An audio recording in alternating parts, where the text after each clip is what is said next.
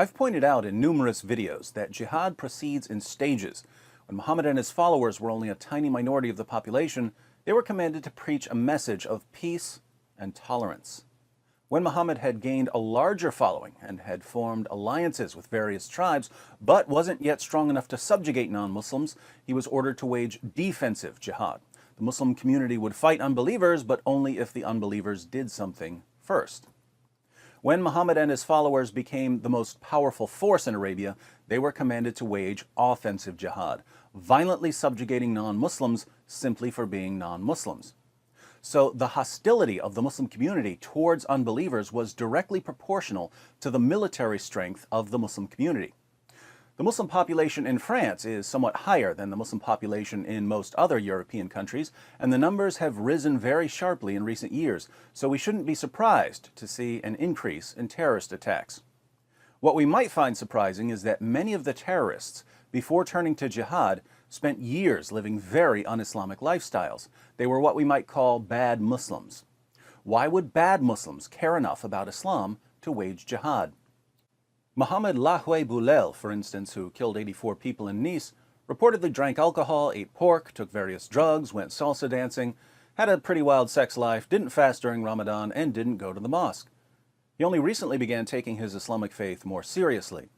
But once he began taking Islam seriously, he crashed a truck into a crowd of men, women, and children and shouted Allahu Akbar during his shootout with police.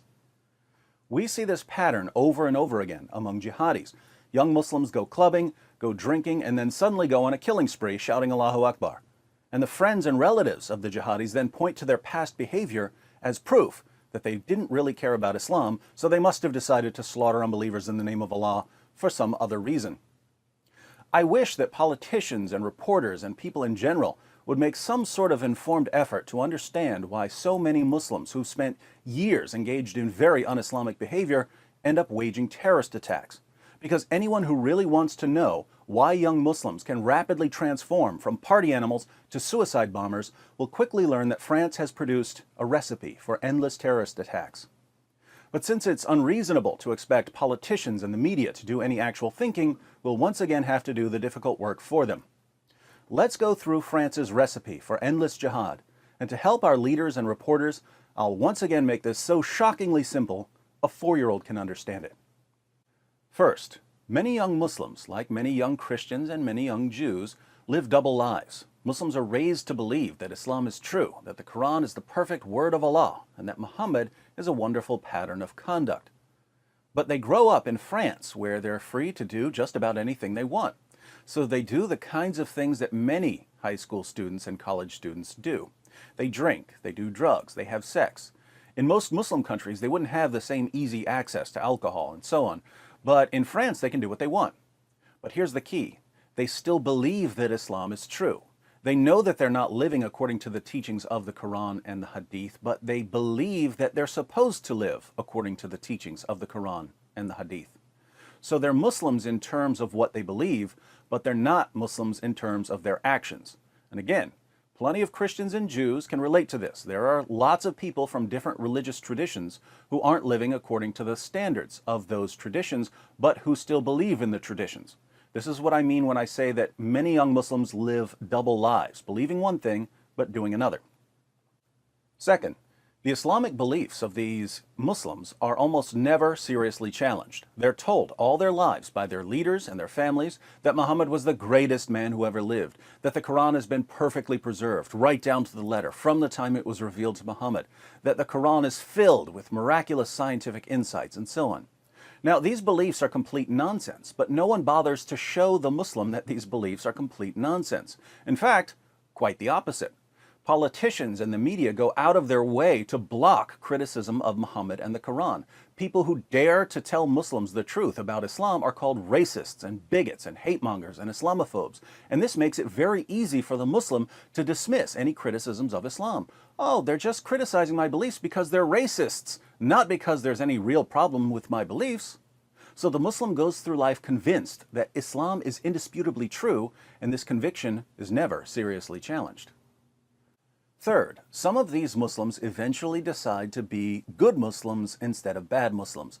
Since they've gone through life believing one thing but doing another, They've had the same kind of internal struggle a Christian or a Jew might go through, the same kind of internal struggle someone who smokes might go through if he believes that smoking is bad but continues to smoke anyway.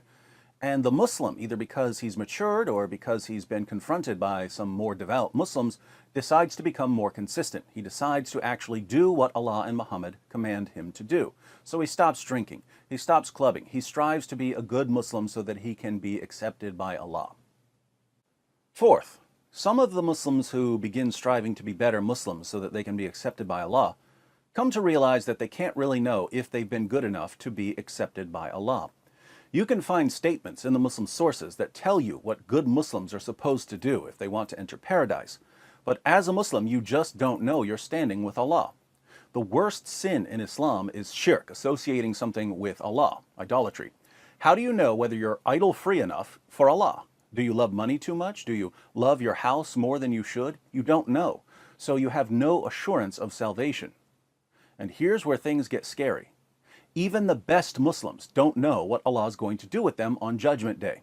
Even Muhammad himself didn't know what Allah was going to do with him.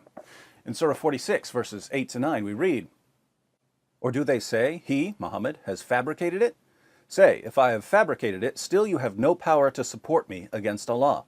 He knows best of what you say among yourselves concerning it," i.e. this Quran. "Sufficient is He as a witness between me and you, and He is the oft-forgiving, the most merciful. Say, O Muhammad, I am not a new thing among the messengers of Allah, i.e. I'm not the first messenger, nor do I know what will be done with me or with you. I only follow that which is revealed to me, and I am but a plain warner." Muhammad is commanded in the Quran to say that he doesn't know what Allah is going to do to him. And the verse is referring to salvation. We know this because when Muhammad actually says what Allah tells him to say, it's in the context of salvation. Let's look at a passage. In Sahih al-Bukhari, 3929, a devout Muslim named Uthman dies, not the Caliph Uthman, a different Uthman, and a Muslim woman says to the body, "I bear witness that Allah has honored you." Muhammad replies, "How do you know that Allah has honored him?" The woman is shocked that someone this devout has no assurance of salvation, so she asks, who else is worthy of it, if not Uthman? And Muhammad's response is terrifying for Muslims. He answers, "As to him, by Allah, death has overtaken him, and I hope the best for him. By Allah, though I am the messenger of Allah, yet I do not know what Allah will do to me." This is Muhammad, the greatest Muslim in history, saying, "You want me to tell you what Allah is going to do with this guy? I'm Allah's prophet, and I don't even know what He's going to do with me." Muhammad's closest companion, Abu Bakr, the first of the rightly guided caliphs, said, "If I had one foot in paradise, I would still fear Allah's deception." Now, if the best Muslims didn't know what Allah was going to do to them, what hope is there for bad Muslims? If Abu Bakr didn't feel safe, and you've spent half your life drinking and gambling and partying and fornicating, how can you possibly feel safe? You can't. Fifth, there is one way to feel safe and know that you'll be accepted by Allah. You already know what it is, don't you? If you know it, how difficult do you think it is for the conflicted Muslim to figure out? If he doesn't know, trust me, the online recruiter will tell him. In Sahih al-Bukhari, 2787, Muhammad declares, Allah guarantees, notice, now you have a guarantee from Allah Himself, that He will admit the mujahid, the jihadi, someone who wages jihad, in his cause, into paradise if he is killed. Otherwise, He will return him to his home safely with rewards and war booty. If you get killed while waging jihad, Allah guarantees you'll go to paradise. So even if you've spent years violating basic Islamic teachings, Allah makes you an offer. Die while killing unbelievers, and your salvation is assured. Putting all of this together, think about it this way. Suppose this circle represents the total Muslim population of France, several million Muslims. Many of these Muslims will be secular. Let's say that this circle represents the Muslims who aren't secular and whose heads are filled with silly claims that supposedly prove that Islam is true. Some of these Muslims will be very devout and will do what Muslims are supposed to do, but many others will end up doing things that are forbidden in Islam, even though they sincerely believe that it's true. This circle represents the bad Muslims. Of the bad Muslims, some are going to continue being bad Muslims all their lives, while others are going to decide to become good Muslims at some point. In this circle are the bad Muslims who decide to become good Muslims. Many of the Muslims who try to turn their lives around will be perfectly satisfied saying their daily prayers, giving alms, taking the pilgrimage to Mecca, and so on.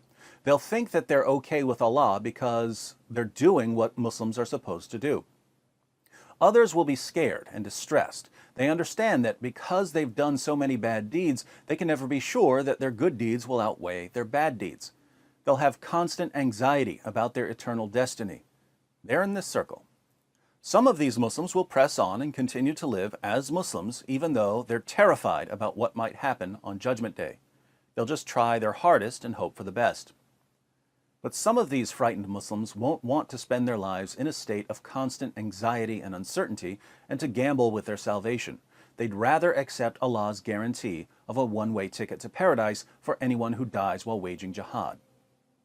These are the people who are killing you, France.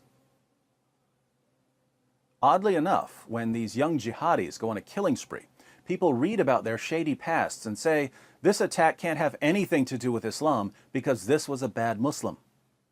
Being a bad Muslim is what compelled him to accept Allah's offer of salvation in exchange for martyrdom. Islam was the driving force behind the attack. So the process that produces these attacks is straightforward. But now we have to ask, what are French leaders doing to change anything about this process? Absolutely nothing. And that's why the attacks in Paris and Nice are only the beginning.